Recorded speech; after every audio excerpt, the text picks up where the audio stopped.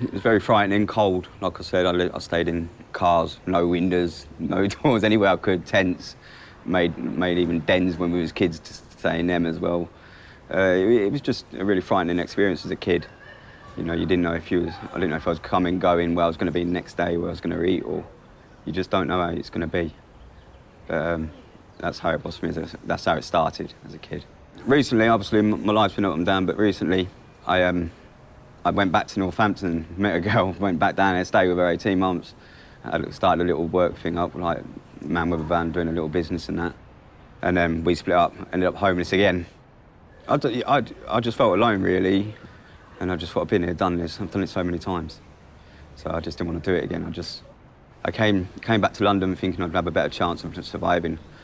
And I went to a place I was originally with a good few years ago called Firm Foundation. Anything they could offer you, they'd help. And then they put me in touch with Hope. As soon as I went to the interview to Hope, they were offering me flats more or less straight away, which was really good. I couldn't really believe it. People say, you know, get a job, sort yourself out. Well, you can't get a job without an address. You can't get an address without a job. So you're sort of like chasing your tail constantly. Even from a kid, even when I left home, I worked.